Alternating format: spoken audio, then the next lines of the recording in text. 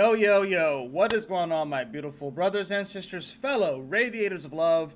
My name is Jamal Pope, aka J Phoenix, and this is going to be the Cosmic Convergence, your weekly astrology forecast. It's going to be covering Wednesday, July 10th to Tuesday, July 16th, 2024. Thank you so much for joining me in this video.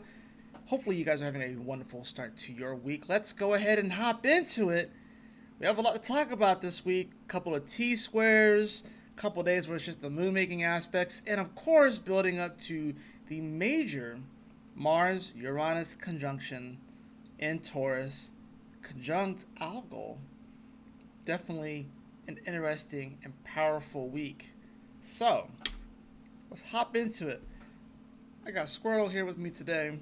You can see I have Midoriya here as well. And of course, if you can see with the title of this video, increasing power levels or energy levels, it can be adjustable. And let me go ahead and redo this because I never changed this. So let me go ahead and change this for you guys, and y'all can see what I'm talking about. So let me go down and find, because I forgot to change this earlier. But yeah, how are you guys doing? Hopefully you all are having a wonderful, wonderful day. So boom, increasing power levels. When I was looking at the transits for this week, I was trying to figure out what is this week about. Let's drill down, right? So, like I said, we're going to have some interesting aspects, right? With the moon making lots of aspects throughout the week as it shifts from Virgo to Sagittarius by the end of the week. We will see Venus leave Cancer and enter into Leo. So that's going to be happening. We're also going to see that Venus oppose Pluto on Friday. And we're also going to get some T-squares. We have a major T-square that's happening on Saturday between the moon, Chiron, and the sun, right? While that moon is there in Libra. So we'll see that T-square. And while it won't necessarily be the longest lasting T-square, we'll definitely feel it because it is cardinal energy. Then, of course, we get another T-square the following day. So we get back-to-back T-squares on Saturday and Sunday. Monday is, of course, that big day where we do see that Mars conjunct Uranus, which really does start Sunday evening, but we really will see that Mars conjunct Uranus. The Sun will also be in square to Chiron that day. Mercury will be in quincunx to Saturn. And then, of course, Tuesday we kind of wrap things up with the moon making a lot of aspects, trining Saturn, squaring Mercury, other aspects throughout the day before it enters into Sagittarius.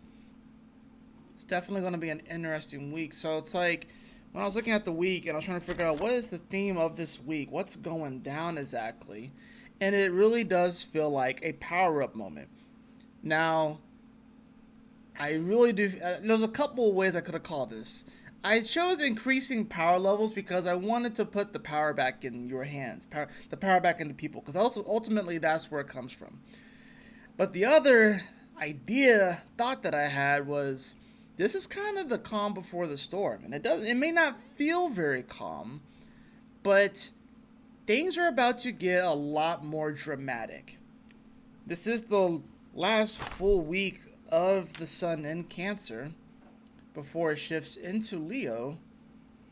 And once Leo season begins, we're going to see the level of drama just go up a notch.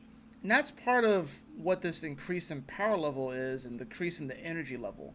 I would say that if anything, the energy level is more of like the collective, but that power level is going to be how you respond to this increase of energy that we're all about to experience. This Cancer season has been preparing us for the remainder of the year and the drama that is to ensue. But like I said, with this week, we are still in between these two Capricorn full moons, and with the moon leaving Scorpio and going into Sag at the end of this week, we're building up, of course, to the second full moon in Capricorn, which will really spark off this dramatic summer. And I know summer's already been going on, but once we hit Leo season, it's the middle of summer technically. And things are about to get a lot more dramatic, a lot more hyperbolic, a lot more exaggerated. So this week, in many ways, is sort of like the precursor to that, where we are powering up our energy to prepare for what is to come. Whether it's like, say, like the character in this image, like they're preparing for the battle, but they're not actually in the battle itself. Maybe they've been fighting for a while and they've reached a certain threshold where they had to power up again so they can make it to the next level. So they can make it to the next stage of this battle, if you will. But this is the week of the power up, the revving up. The engine will be revving up. The power levels are increasing. The energy is going to be increasing as the week goes on. And you will see, especially come next week, come Monday, come Tuesday, you're going to be like, holy crap.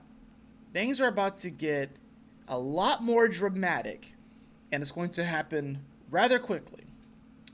So this is going to be a week that's going to prepare you for that. And like I said, I want to put the power back in your hands so you can be prepared to navigate these energies and not just be susceptible to the waves that are going to be coming, but you can actually take those waves and adapt and mold and grow with this energy instead of just drowning in the energy. Because I think that's the other part. There's going to be so much energy that's going to be coming at us, and we're going to see just how dramatic this Leo season is going to be, how dramatic Virgo season is going to be, how dramatic Libra season is going to be.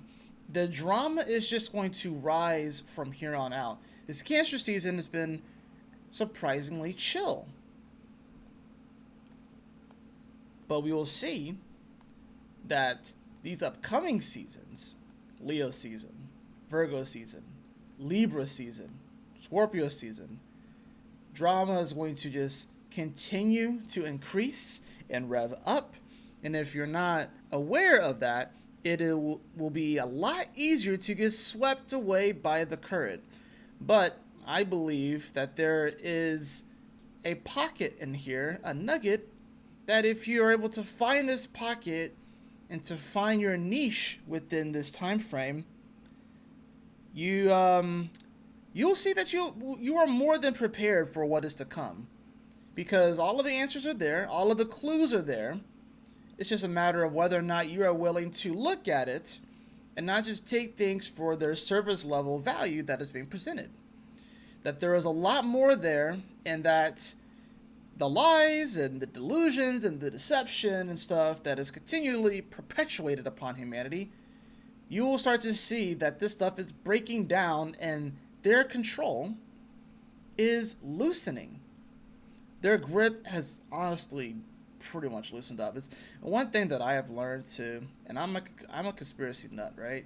One thing that I have learned is that a lot of the people that are in charge don't really know what they're doing. They like, we like to think that they, like, some people have some, and it doesn't necessarily have to be the people that control the world, but like, it's going to be one of those things where some of you guys are going to realize starting this week that a lot of the people in these positions of power, leadership, authority are just regular Joe Schmoes and may not be any smarter than you. It may even be not as smart as you. Now, they may have some qualities that allow them to get to that point, probably their extrovertedness. A lot of introverts out there, are a lot smarter than the extroverts out there, but the extroverts are willing to actually go out there and go out into the world and communicate and talk and all that good stuff. But they don't necessarily have all the answers. So this is going to be one of those weeks where you start to actually realize that some of the people that are in positions of power or were in positions of power, and maybe you have filled that vacuum, you'll realize that there's nothing too, there honestly wasn't anything too crazy to what they're doing. B, I really could have done a better job than that person, or they really kind of dropped the ball in these different areas. see, okay, they really are no smarter than me. They really are no smarter than me. There's nothing that really makes them stand out compared to me, and that can go vice versa. But this is going to be a time that does belong to those who realize their power, realize that the energy is increasing, and instead of just succumbing to that flow and succumbing to just being swept away by the tides and the currents, that they actually learn how to navigate these energies, swim, sail, and not just get completely, whisked away by the riptide, because that's kind of what we're going through right now, especially Cancer season. It's emotional riptides, especially considering all this stuff that we've been going through, and especially some of these T squares that we're going to be seeing. A lot of emotional riptides, and if you get too swept up in it, then it's kind of crazy too. Like, I remember seeing something the other day where somebody, I can't remember exactly what it was, but like someone was presented with some facts, and they said that they didn't care about the facts, and that, oh, that's what it was. I was listening to r slash on YouTube, and he was talking about a story where there was this young girl, like 14 or 15, that believed she had all these food allergies, and it turns out she didn't.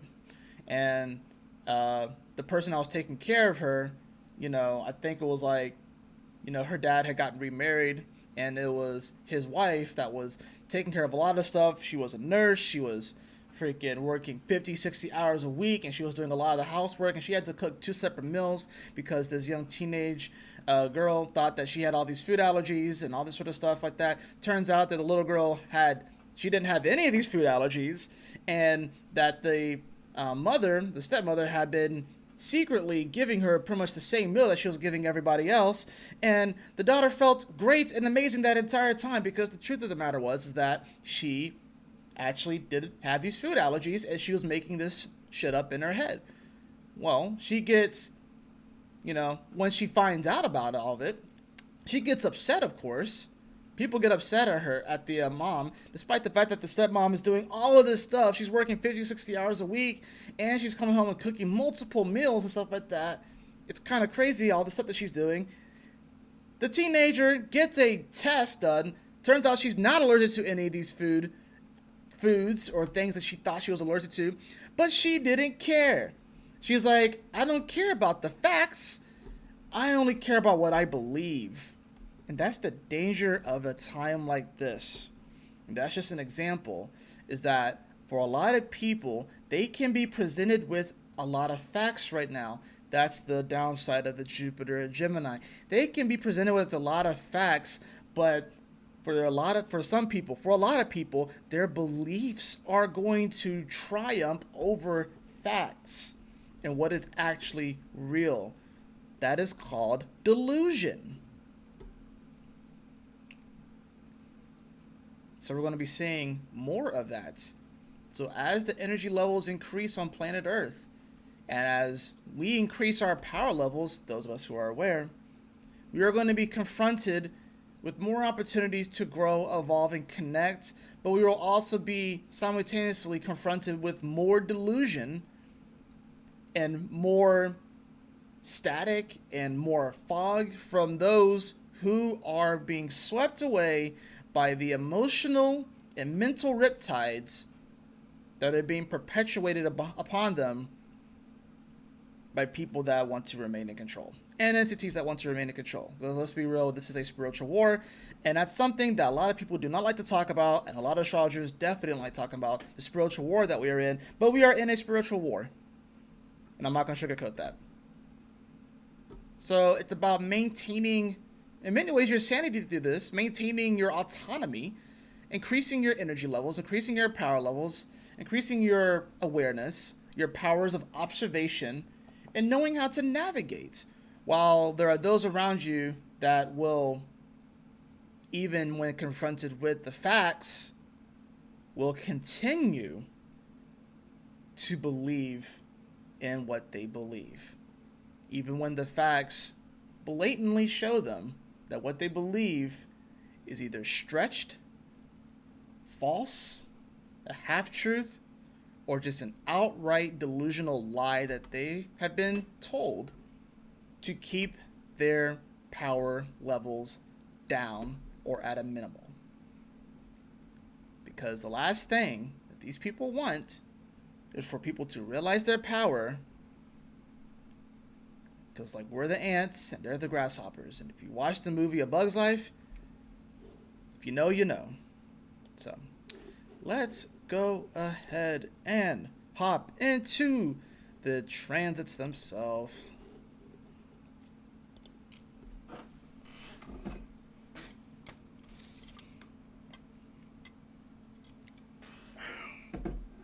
All right. So Wednesday, we had the moon at square Jupiter. Now, of course, this already happened earlier in the day. So at the current moment that I'm making this moon is going to be here at 13 degrees, coming off of the square to Jupiter and Aldebaran.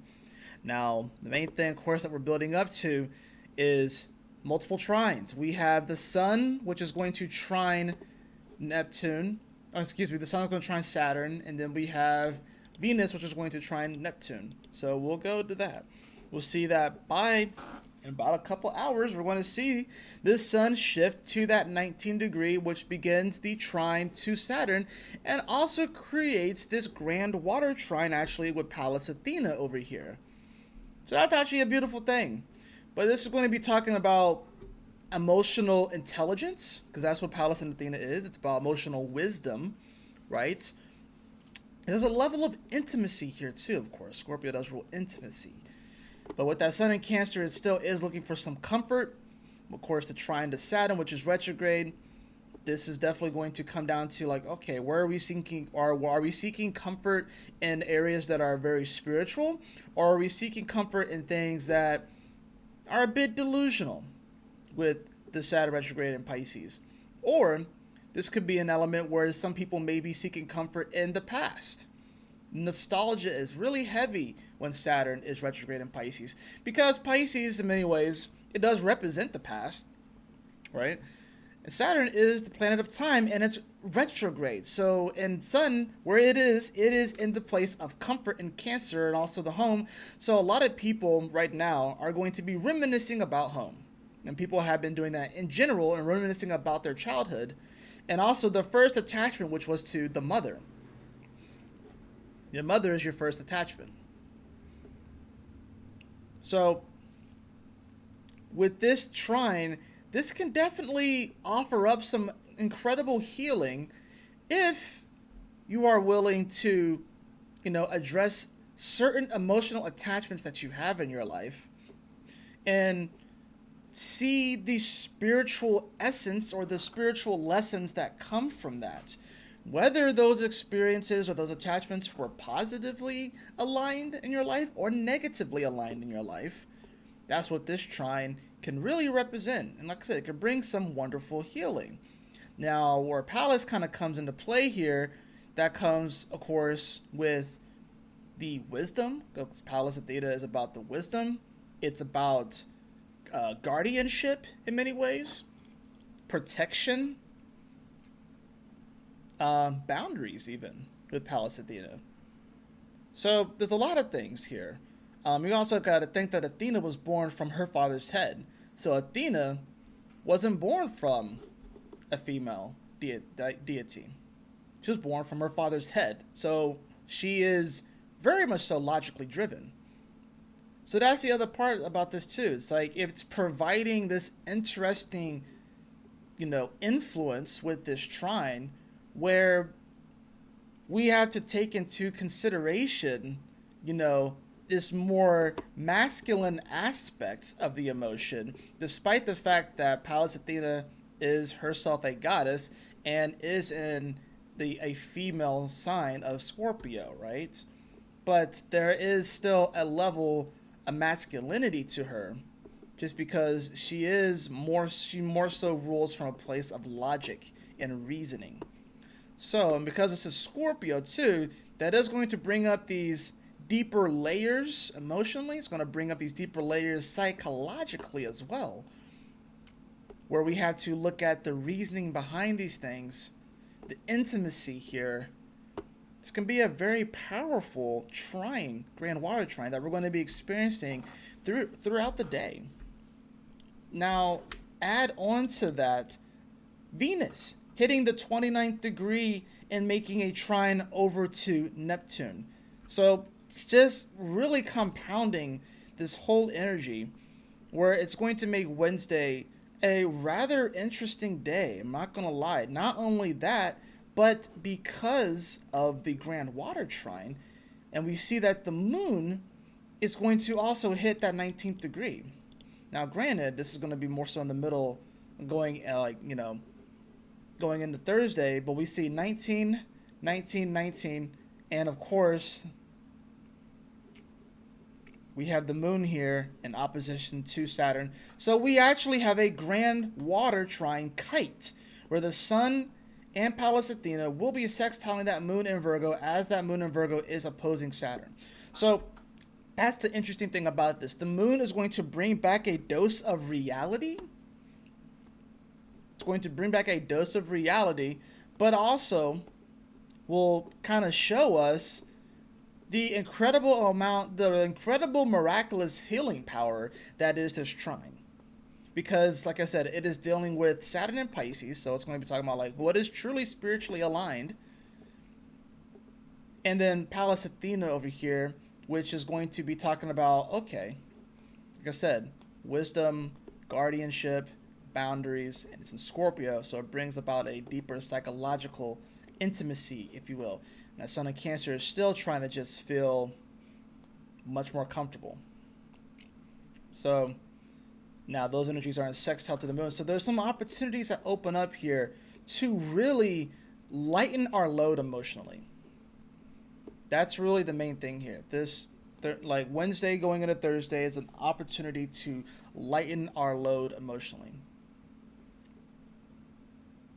and to start to come more into a greater sense of emotional intelligence. So if you just suddenly cry out of nowhere today, there's nothing wrong with you. All right. If you suddenly feel rather emotional today out of nowhere, and if you're thinking about your childhood a lot and your parents with Saturn in Pisces, or even grandparents with Saturn being in Pisces, yeah, there's nothing wrong with you. I wouldn't be surprised if some of you all are actually visited by your grandparents in your dreams tonight, going into Thursday. Would not be surprised. So this could be a great day to actually honor your grandparents if they happen to still be alive. You know, call them, message them, tell them you love them, or your parents. You know, if you don't necessarily have the greatest relationship with your family, though, you know, this is about, you know, those people that you will consider family, like your closest friends, maybe your pets even, with the moon being in Virgo. Virgo does rule pets. I think Wednesday can be a very, very positive day. Now, of course, as we move into Thursday, like I said, we do see that moon that's going to oppose Saturn, and it's going to be sextile to the sun, right? As that day continues, we're going to see, of course, that Venus and that Neptune trine is strengthening and strengthening. It's not exact, but it is strengthening throughout the early morning.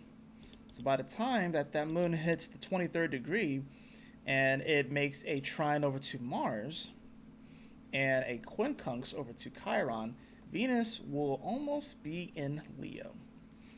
Now, of course, this Venus being at the final degree of Cancer is going to bring about a fair level of drama, even though it is a trine to Neptune. But we also have to consider that because this is Neptune, that doesn't necessarily make the trine any easier.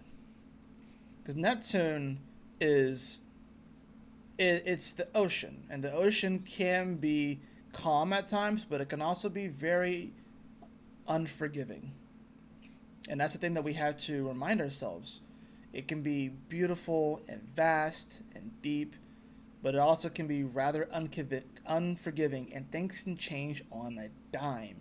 They can change really, really, really fast.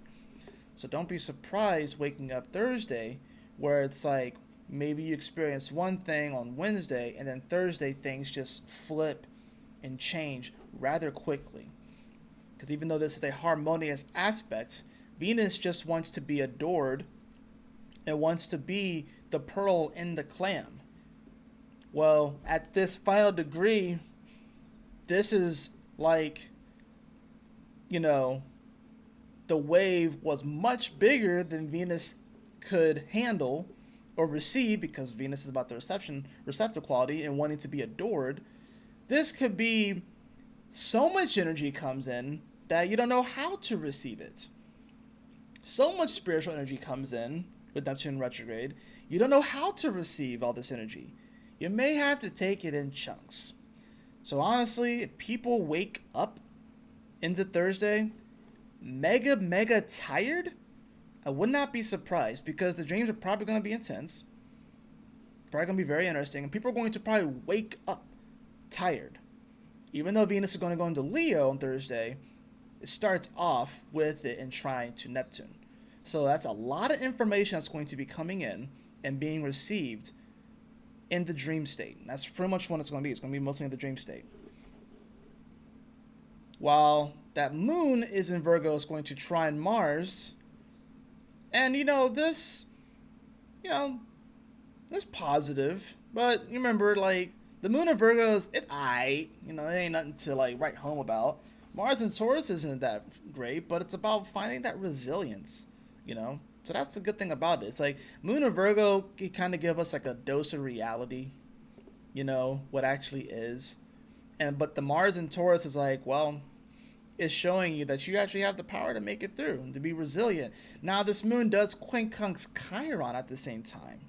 So that just adds an awkward element to this, because it's sort of like, okay, what's the reality of it? No, the reality is that I might have this thing going against me. Well, are you resilient? Can you make it through? Can you overcome that awkward thing about you with the Chiron? Can you overcome it? Or will you allow that thing to take over and consume you? Because we got to remember too that this moon is building up to the trine with, the opposition with Neptune, right, on this Thursday. So now this moon is going to continue, of course, and we're going to see Venus shift into Leo. Now, the reason why this day is still going to be very dramatic is because, yes, Venus just came off of a trine to Neptune. It's probably very tired about all the energy that it just received. And now it has to go oppose Pluto as soon as it comes into Leo. And Venus is excited because last year, Venus retrograded in Leo. For the first time in all of our lives, Venus only retrograded in Leo. It didn't go into Virgo and retrograde back into Leo. It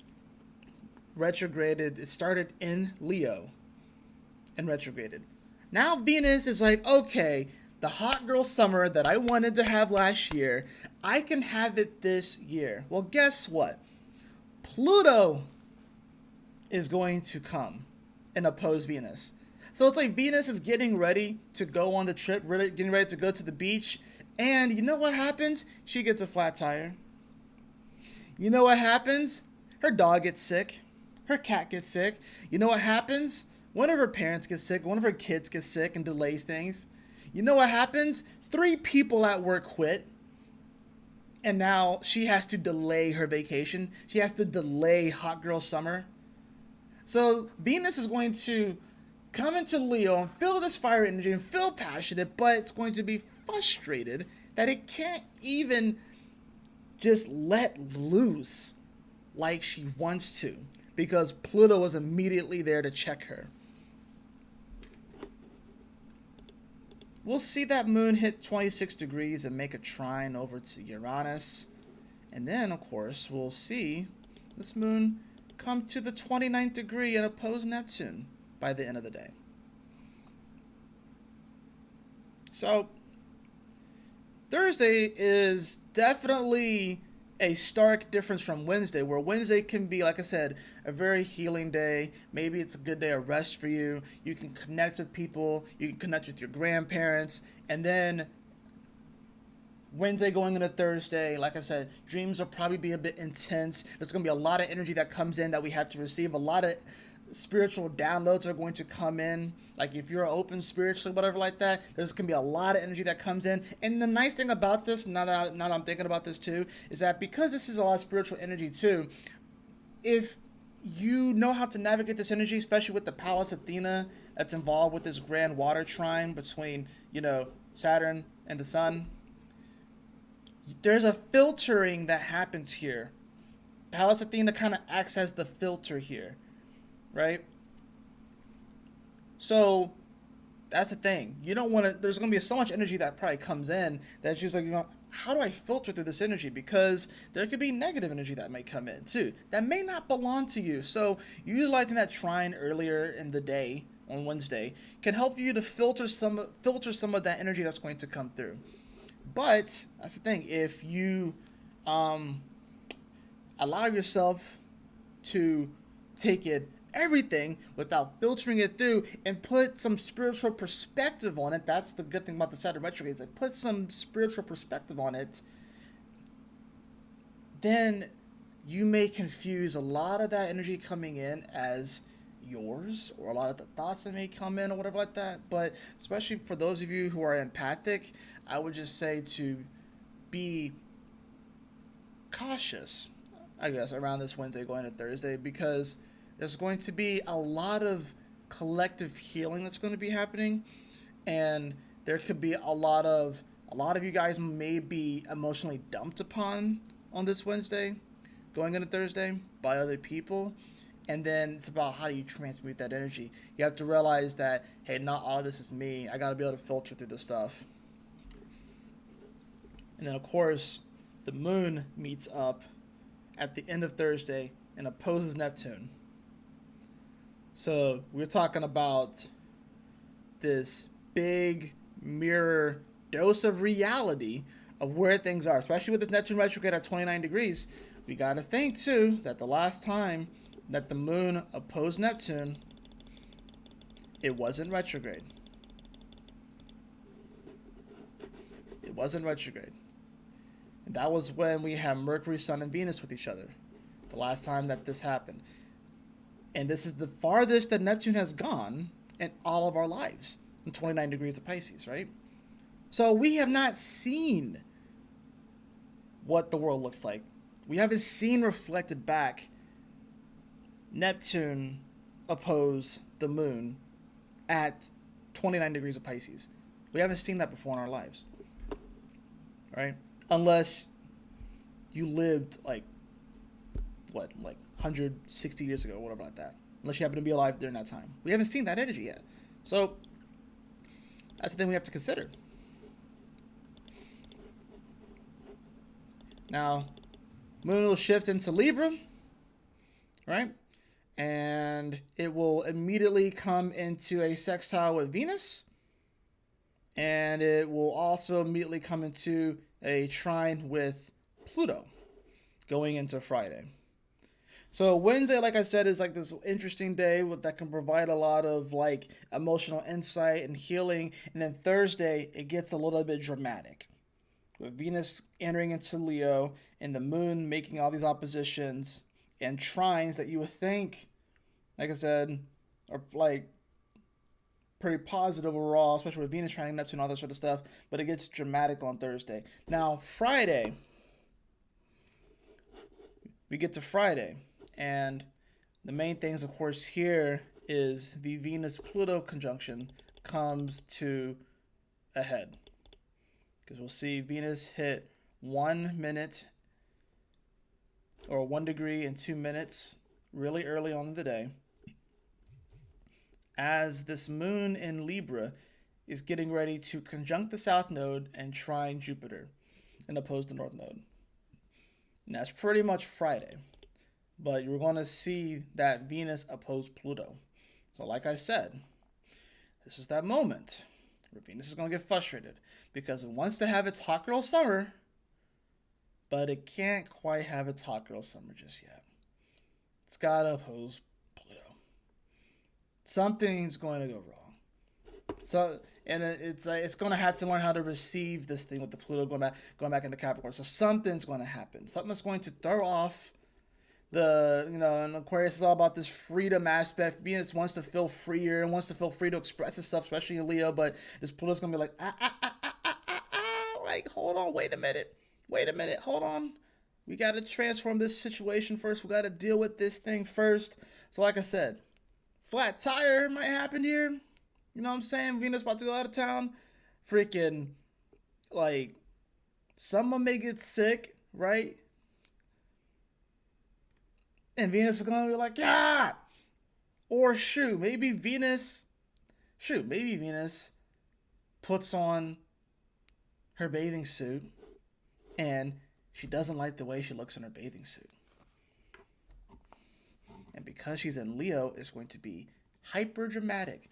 And because the moon is in Libra, it's going to be hyper dramatic. And because Venus is opposing Pluto during this, it's going to be hyper dramatic. And because this Mercury is in Leo, it's going to be hyper dramatic. And because the sun is in Cancer, people are going to be really in their feels about this. Hyper in their feels about this. So Friday's going to be a rather dramatic day. Has no choice but to be dramatic. Pluto's involved. We'll see that moon, and interesting enough, it will actually conjunct the South Node as it hits the 9th degree.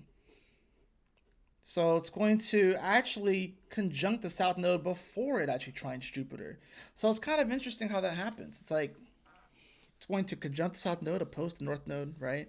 And whenever the moon meets up with the nodes, it is in many ways a moment of fate. But with the South Node in Libra, this definitely can speak to relationships. Obviously, it's going to speak to relationships, how we relate to each other, whether it's like in a romantic setting or more platonic, or your friends or your family or coworkers and stuff like that. But something's going to come up here when that moon meets up with the South Node in Libra that may be like, you know what? It's going to want to provide a level of escapism. But we need to be, cognizant of our surroundings, especially when the moon trines over to Jupiter. So it's like, don't put yourself into situations where you're trying to kind of escape via the South Node in Libra from especially this whole feeling with the Venus opposed Pluto. There's like I said, there's a level of escapism here, right? But then, like I said, it will trine over to Jupiter and Aldebaran, which is definitely a very beautiful aspect. It can bring some angelic support, if you will, some cosmic support, if you will. But with that Jupiter and Gemini, it does still bring an element of uncomfortability to it because Jupiter, like I said, being in Gemini, this is like a really big orange tabby cat trying to fit into a very small box. And it's like pouring over, like its body's like pouring over the edges, right? Can be uncomfortable, but maybe it makes it work, you know? And I think that's the thing about this too. It's like there's an element here where we absolutely can connect with people in a beautiful way on this Friday, but we have to be cognizant of like, are we with the South Node influence and Lilith influence here? We have to be cognizant. Like, is this going to lead me into a situation or a connection or a relationship that is going to be rather codependent? There's some codependency here. Is this what I truly want authentically? Or am I just kind of sacrificing who I want just so I can play along and be a part of the gang? You know? I can see that happening too. It's like, playing along and outsourcing who you really are so you can be a part of the gang. That's another part with the whole Venus Pluto thing here. There's like Venus and Leo would want to be received for who she authentically is, and then Pluto and Aquarius retrograde is like, oh, it's like Aquarius, because you gotta know Aquarius deals with people, right? So it's like this can be a day where people really go against what they truly are worth and what their true value is just so they can fit in. And this moon South Node is temporary. This Venus opposed Pluto is temporary. So it's like this Friday is one of those days that can be a bit of a trap. I'm not going to lie. It can be a bit of a trap where people can go against their sense of self-worth and value, or if they lack that, they just may go along with the crowd and not have like any unique original thoughts or ideas. This is the day where people go out. This is the day, honestly, where Friday, it's a Friday too, so people are going to go out and go go to the restaurants with their friends, and go to the clubs, and go to something fun. This is the day where everybody, I don't care if you're female, male, in between, whatever like that, however you identify. This is the day where everybody's going to be questioning what to fucking wear. Like, it's going to be like, you're going to go through 3, 4, 5, 6 outfits. And gonna be like, honey, what's taking you so long? I can't find anything that I look good in. That's Friday. That's Moon conjunct South Node Venus opposed Pluto. Sun in Cancer. Getting ready to square Chiron. This is like, people wonders like, do I look good in this? I look too fat in this. Oh, I look too skinny in this. Oh, I have like this weird blemish right here. That is Friday, and it's going to be over dramatized. It's going to be hyperbolic, exaggerated, and really, it's probably not as big of an issue as you think it is. I would say the best way to navigate Friday is to simply be yourself, and if people don't get it with that Pluto and Aquarius, fuck them. Like, point blank. It's very Plutonian. Fuck them. It is what it is.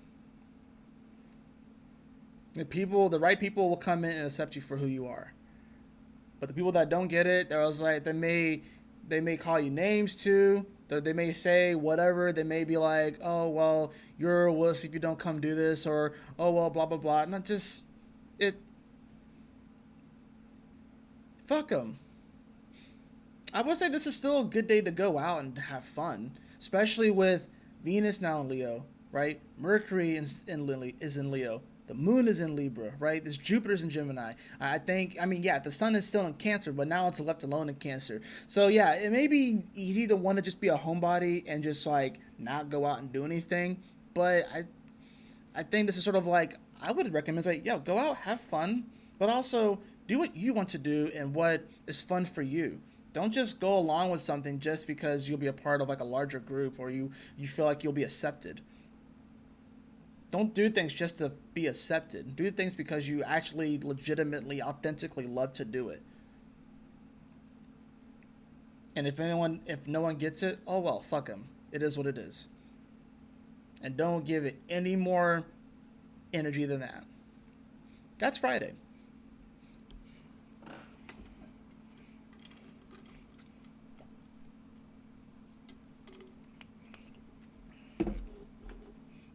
So, we move on to Saturday. We're going to see this moon that's going to make a nice little sextile over to Mercury early in the day, right? Venus is coming off of the opposition to Pluto, so it's kind of chilled out. It's a little bit relaxed. Maybe you wake up the next morning, maybe a little hungover. You'd be like, wow, Friday was very dramatic for no fucking reason. You kind of realize that, oh, wow. This moon, like I said, here in Libra, especially now that it's at the midpoint, trying to find that balance and that harmony. You know what I'm saying? But it ain't over. The drama continues. We'll see this moon make a nice little sextile over to Mercury. So yeah, that does bring up some nice positive energy, but we're not going to feel this very long. And honestly, for most people, unless you're in Europe, there's not going to be a whole lot going on with this. The one that you probably will feel more is this moon that's going to make a nice little quincunx over to Saturn at 19 degrees, right? So it's going to be interesting, too, when it comes to this, because we dealt with the opposition. Now we're dealing with the quincunx, which makes things a little bit awkward. And the moon is in Libra, trying to find some balance here and some harmony, right? With the whole Saturn retrograde thing. I think the interesting thing about this is this whole Saturn in Pisces is definitely bringing up spiritual integrity in attachments and different things of that nature, whether things are spiritually aligned. This moon quincunxing to Saturn made things a little bit awkward, where it's sort of like, is that spiritually aligned? Is that not spiritually aligned? Or maybe something that is spiritually aligned may feel a bit awkward or maybe outside of the norm because maybe it's not what you normally do. Like, say, for example, say you decide to start meditating and it feels very, very awkward at first, but you know it's good for you. That's Moon Libra quincunx Saturn, right? Something that may be spiritually aligned may feel a bit off or awkward because you don't normally do it. Don't throw in the towel with this sort of thing. Keep it moving, keep it pushing. Now, simultaneously, you probably can have the opposite as well. Maybe something is not in alignment that you thought was previously in alignment. And you realize, oh shit, I don't know. Something within my soul, within my spirit doesn't necessarily vibe with this anymore. Now, do you drop it immediately? Well, this comes down to the discernment factor. And I think we'll really start to see more of that, what to do and how to navigate that as the day progresses, because we will see this moon do its first quarter square to the sun. Now, this first quarter square to the sun is going to be happening while the moon begins to oppose Chiron. So this is an effective T-square. Even though it's not exact, it is a T-square that we're going to be feeling for the better part of the last half of Saturday. So from 6:43 up to, 10:43. So about 4 hours, we're going to feel this moon opposed Chiron square the sun. So I think at that point, like I said, it's going to be hella awkward, right? The square to the sun, where it's going to be like the sun is definitely wanting to feel more comfortable, but it's getting ready to square Chiron itself and has to do like all this with this weird energy with Chiron and Aries and our superpowers, and that moon in Libra is definitely going to be trying to bargain as well. It's like, well, maybe I should cover up that blemish. Maybe I shouldn't cover up that blemish. Maybe I should express that weird Chiron aspect of myself. Maybe I shouldn't. You know what I'm saying? But because the sun is in Cancer, it wants to feel comfortable. This definitely can be where people get really attached to their traumas with the Chiron. They can get really attached to, their woundings. This is like bleeding heart kind of energy. I'm not even going to lie with this. It can be like bleeding heart kind of energy where people may go into a whole woe is me kind of deal and victimhood thing. Because this moon and Libra reflecting this Chiron energy, because they're exactly opposing each other, right? And it can definitely make this very dramatic. Very dramatic. Now, the positive side of this is that this right here is one of the power level increases, right?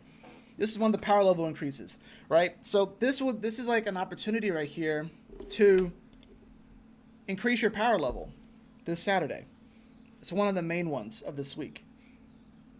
Because maybe you do get hurt with that Chiron. Maybe something does happen. Maybe you feel like you have a limit, right, with the Chiron. Maybe you feel like there's something that is holding you back, but then you realize through this T-square that it doesn't have to hold you back. And in fact, it can be a source of inspiration for you to power up and level up in your life. So that's this square here. But that's going to come through the discernment with the Libra energy and learning how to find the balance in this situation and how to navigate it. So this is one of those power-up moments. Because it is a square, it is T-squares, it's oppositions. And yes, sextiles and trines are positive aspects in astrology. But it is the squares and the oppositions and the quincunxes that provide the greatest growth. And oftentimes in animes or TV shows or whatever in cartoons, when there's a character that's powering up, usually they have been getting their ass kicked beforehand. But they find it within themselves to power up. They discover a new level that they can rise to. Despite getting beat up, despite getting their ass kicked, they don't just throw the towel in. They realize that I have more. there is more to me. Maybe they used the power of friendship, right? So that's the other thing about the Libra here energy, is that there could be someone that comes along and is like, inspires you, no, you can do it. I believe in you, right? That's what you have to focus more on. Not the people that say that you can't do it, but the people that say that you can do it. And yes, I think the square to the Cancer is like maybe you would prefer if certain people said that you can do it. And I think that's the thing, is that like maybe you would rather it had been like your brother or your sister or your mom or your dad or a friend that maybe you don't talk to as much anymore. Maybe you're a little bit estranged from them, and there's a part of you that wishes so much that you could have that relationship. And maybe you've tried in the past and it just didn't work out and stuff. And maybe it just is what it is. But there is someone in your life that will be more like a brother, more like a sister, more like a parent, more like a friend that is going to tell you that you can do it. That you can power up, that you can level up. And you have to take that and run with it. We can't get caught up on who exactly it's coming from. Just because it's not coming from the person that you want it to come from, that you desperately feel like you need it to come from, that you are attached to it needing to come from, pay attention to what is in front of you and who it's coming from. Don't have a great relationship with your brother or your sister, or your mother or your father, and you wish it was coming from them, the encouragement, but it's coming from somebody else. That's what's important. Maybe that person, that family member, and I say mainly family because this is Cancer, maybe that family member will eventually come around. Maybe that cousin or maybe that aunt or uncle will eventually come around. But it's about paying attention to the people that are there cheering you on, rooting you on, and telling you that you can do it. Does it maybe suck that you don't have the relationship with a person that you wish you had a better relationship with? Yes, I think we all are there. And maybe in time that relationship can grow and can heal. But right now the most important thing is to recognize those relationships in our life that are in fact here right now, working for us, supporting us, believing in us, and encouraging us to live our best life. That is how you navigate this T-square on Saturday. That's how you navigate it. Now, going into Sunday, if you didn't think it could get more dramatic, we have a second T-square. If you didn't think it could get more dramatic, but it actually does get more dramatic. Well, we'll see that moon quincunx the Mars, quincunx Uranus, and of course that's like, it's minor. It's early in the morning, so most people won't feel it. Unless you're in Europe, you might feel that one a little bit more. Then, of course, we'll see that moon make a quincunx over to Neptune earlier in the day, right? Some people will be in church at this point.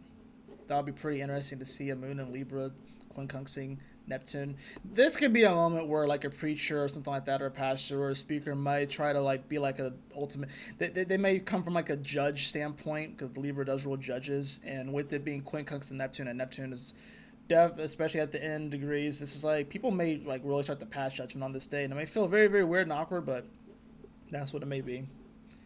But then of course we'll see this moon come into Scorpio. And if you thought that the drama was done, it was not done yet. Why? Because we get another T-square, and this one's even more extended than the one on the day previous. Why? Because now this moon gets to square Pluto, which is dispositing it, and it gets to square Venus. And this moon, we gotta remember, doesn't like to be in Scorpio.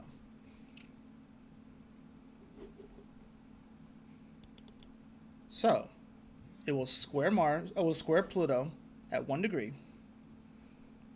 And then, a few hours later, it will square Venus at 4 degrees. So pretty much the entire afternoon, we see this fixed T-square. After just coming off the cardinal T-square, now we get the fixed T-square. And the drama fucking continues. Especially with Mercury on top of Apollo at this time. Apollo is definitely going to bring more of a warlike battle energy, and Mercury there. Depending upon how Saturday goes, there may be some fighting and choice words that go around here. And that Moon in Scorpio is going to be feeling a lot deeper, a little more emotional, more psychological, squaring Venus and Leo, which is trying to kick off her hot girl summer, but she can't really. Why? Because as soon as after the Moon squares Pluto, the Moon's going to square Venus and be like, hey, yo, so this is what Pluto said. And Venus like, I thought I was done with Pluto. I fixed the car. My kid is not sick anymore. I helped my grandparents. I'm just trying to go to the beach and have fun. But the moon's gonna be like, yeah, but this is what Pluto just told me. And Venus like, fuck! Let me enjoy my hot girl summer! And the moon's gonna be like, whoa, just take it easy, man. Like, it's...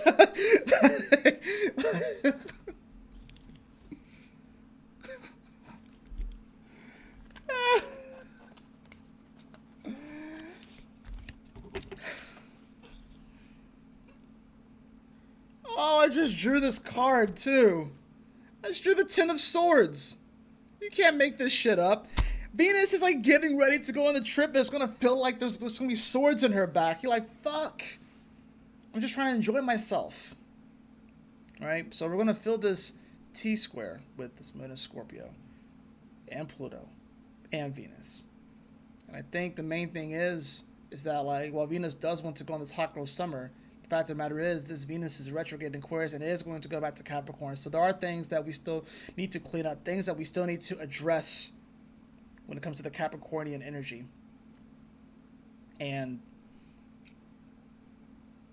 you gotta also consider, too, with this moon as well, is that, like, it's... Next time it comes back around, you know, Mercury, it's going to be retrograde. That's the other part that we have to consider with all this. That Mercury is slowing down. Slowly but surely, it's slowing down. It's moving at about a degree and a third, but it is slowing down. That is slowing down. So it's like, yeah, we get another T-square, which is going to provide another challenge. This provides, once again, another opportunity to increase our power level.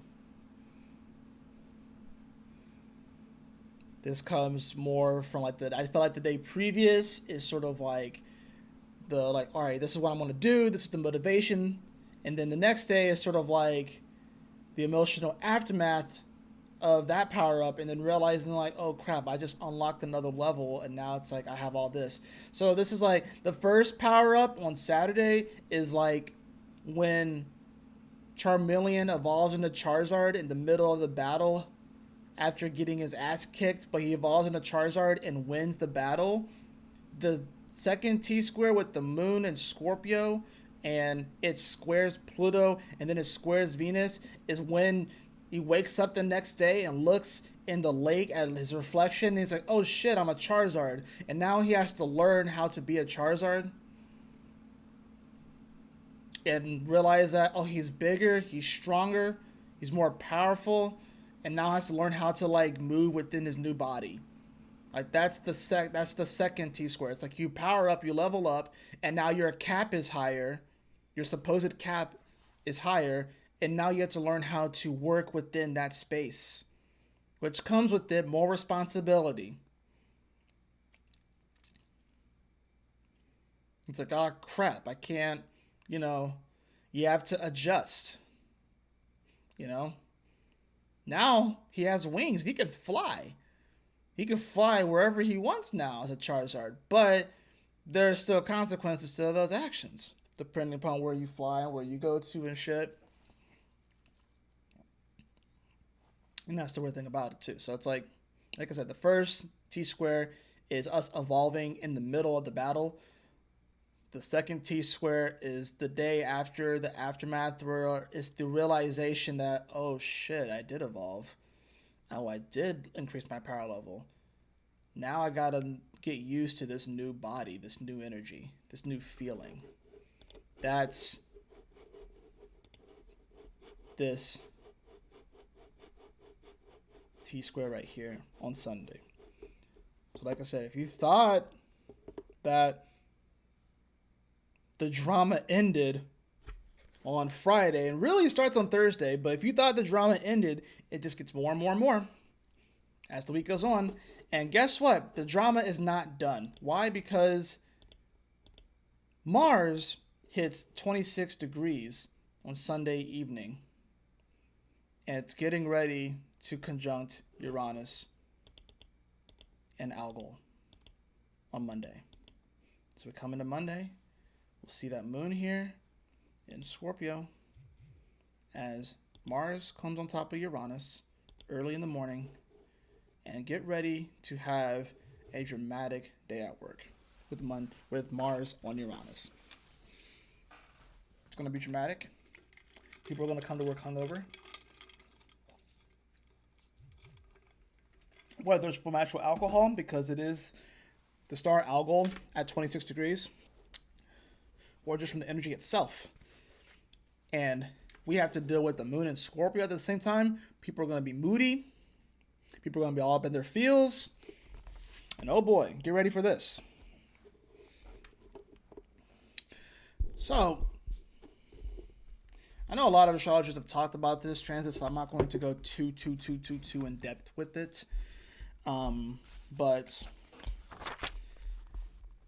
it is, and this is also happening while the sun is square in Chiron too, right? This is also happening while Mercury is in quincunx to Saturn.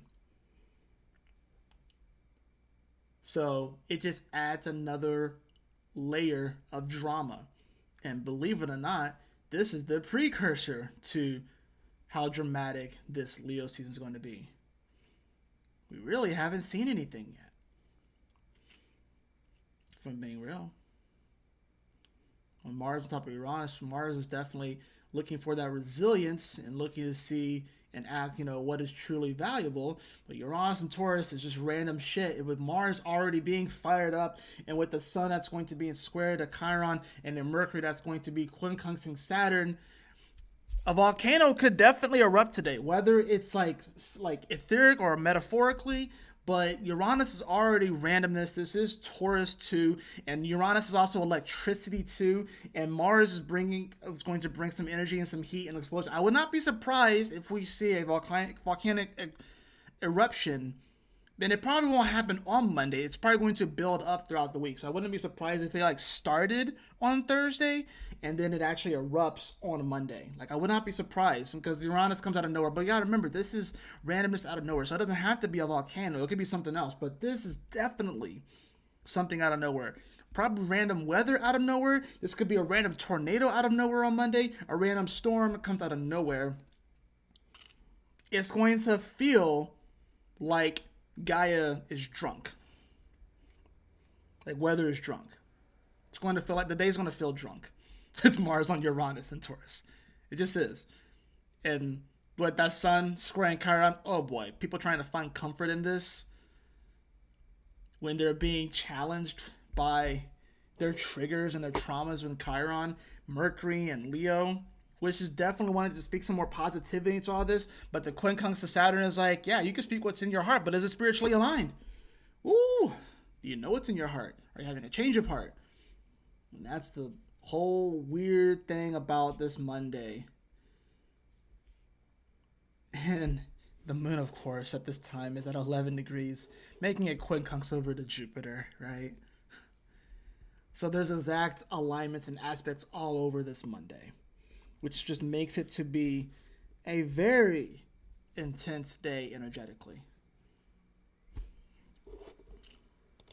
When Mars will move past Uranus, we'll see that moon continue throughout. It's not going to quite... Uh-oh. Oh, that was weird. My screen went dark for a second. We'll see this moon 14 degrees. It's going to just continue throughout the day. I don't think it really makes any other aspects on Monday. because Mars is going to move past Uranus, but we're still going to feel it all throughout the day. And that Sun is actually going to be, at this point, trining the midpoint between Saturn and Neptune. So I think that's kind of interesting how we cap off Monday with that trine to that midpoint. Now, coming into the next day, Tuesday, is going to be a day that is marked pretty much with the Mars-Uranus aftermath,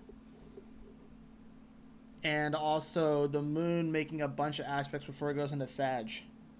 So those aspects, of course, being it's squaring Mercury at 20 degrees. Those aspects being it trining Chiron at 23 degrees. Those aspects being it trines the Sun at 24 degrees. And it also, of course, will oppose Uranus at 26 and Mars at 27. And, of course, it will trine Neptune at 29 degrees before it comes into Sag. So that's a lot emotionally to take in. At the end of Scorpio, now granted it is in its own deck and that it rules, so that's at least nice, but that's a lot to go through emotionally. Getting pulled to Mercury in Leo, then getting pulled to Chiron in Aries, then getting pulled to the Sun in Cancer, then getting pulled to Uranus and Mars in Taurus, and then finally getting pulled to Neptune and Pisces. That's a lot of energy to get pulled to in one day on Tuesday.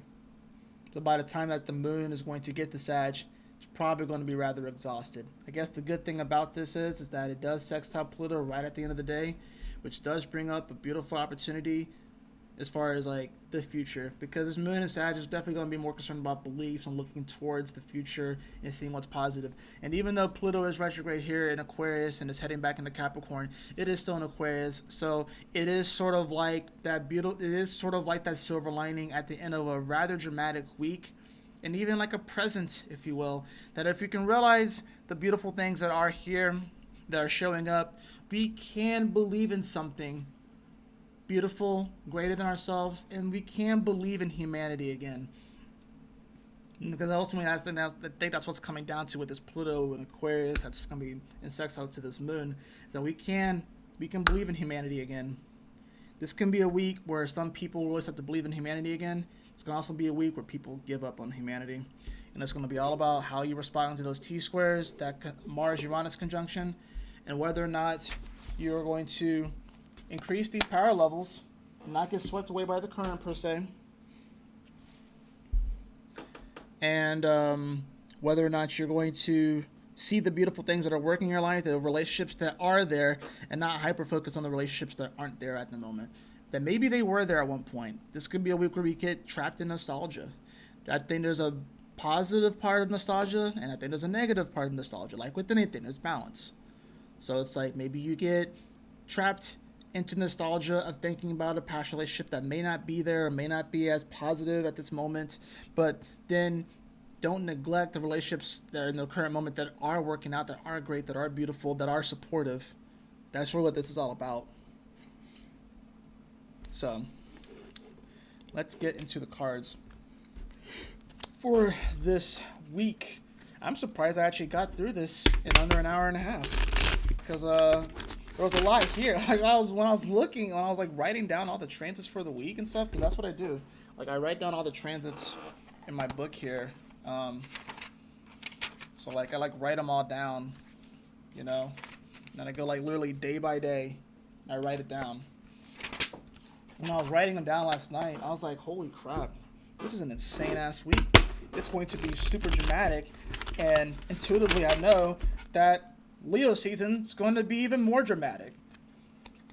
That's the funny thing about it, how dramatic this week is, and it's just going to be more dramatic. I think this week's going to be very sensationalized. I think it's going to be very hyperbolic. I think it's going to be very exaggerated, you know, but there's a lot of great wisdom in a week like this, and how to navigate these energies and these waters and stuff like that, and how to come out ahead. So I'm using my mystical manga deck. As you can see, I definitely went fully into the nerdiness with the hat and the shirt. Squirtle here. I'm thinking maybe each episode I bring a different guest on, like every like cosmic convergence. So 'cause I have multiple of these Poké Dolls. So who knows? We'll see who I bring on next time. So, and if I had to think about it with Squirtle, why I brought him on, I'm just thinking back retroactively. Squirtle was my first Pokemon that I chose when I first started playing Pokemon, right? And I named him Cool because I thought he was cool. But I think this is going to be a week where we need to maintain our cool throughout all of it because it is going to seem very, very dramatic. And if you think of the anime, Squirtle, he was a bit of a goofball. He was a comedian. It's going to be a week where we have to learn how to laugh at things. We have to learn how to remain cool and calm and collected and get through it. And not take things super, super seriously. That's how you make it through a week like this. So that's probably why I brought Squirtle on. So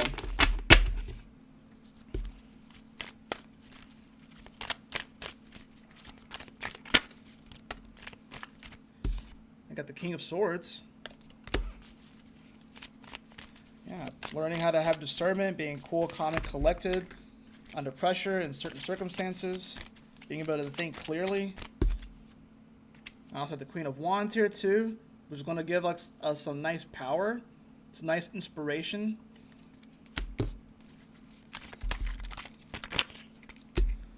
I also have the Fool card here.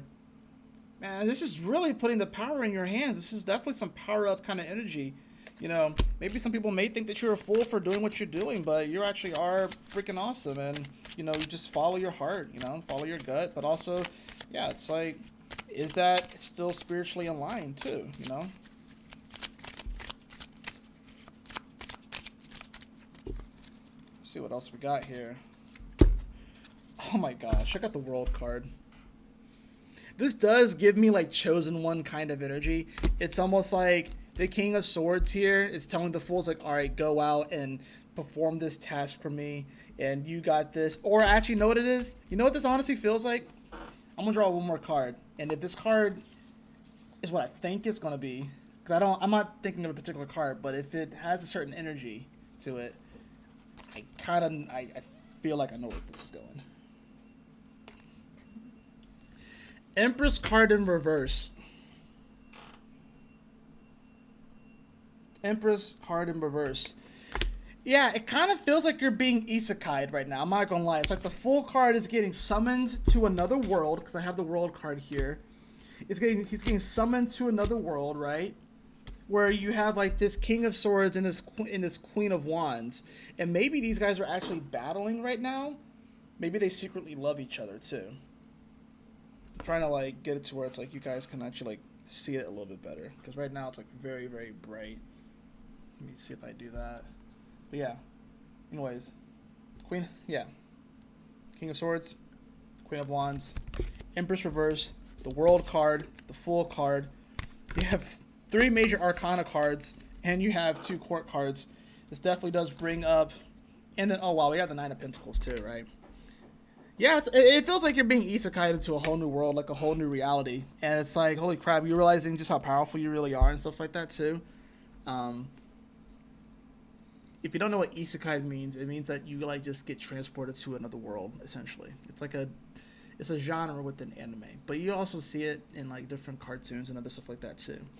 But in many ways, it does feel like we're kind of just being isekai'd into a whole new world and a whole new reality. And then within this world, we have like certain powers and stuff like that too, that are reminiscent of things that you're bringing from the old world. It's like, just because you're getting isekai into a new world doesn't mean that you aren't bringing with you some powers and stuff like that. Bringing with you certain skills that can be applied in this world, right? I also have the Hermit card, yeah.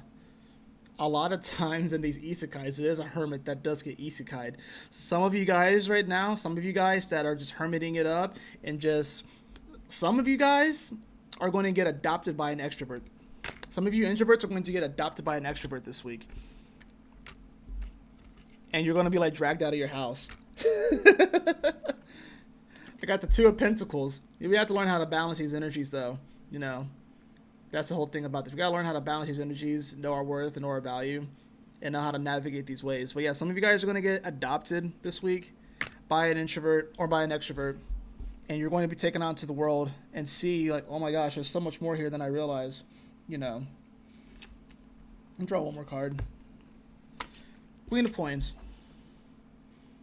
Another court card. Queen of Coins. She knows her worth. She knows her value. She knows what she brings to the table. She's also rather logical. You know, she's very pragmatic, too. There's a pragmatism that comes with a week like this, with her kind of rounding out the energy. But honestly, with all these energies, it's very, very beautiful. It really is. But it's just going to come down to, are you going to trust? Are you going to place more trust in yourself? Right?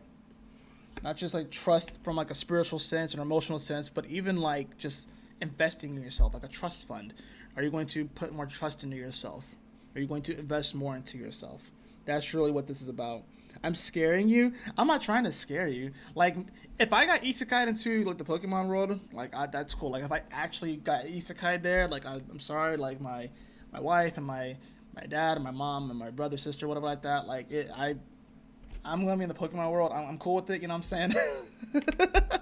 But like I said, like when I say isekai, it's some of you guys are maybe put into a position that you've never done before, but you still have the skill set to do it. You know what I'm saying? Some of you guys may suddenly get put into like a new position at work, or maybe like I don't know, maybe you get the opportunity to travel somewhere. You know what I mean? I think this week is going to provide some opportunities, and there's going to be a tendency to want to hermit it up. And yeah, we're maybe balancing out, should I or shouldn't I, but the Queen of Coins is saying to go for it.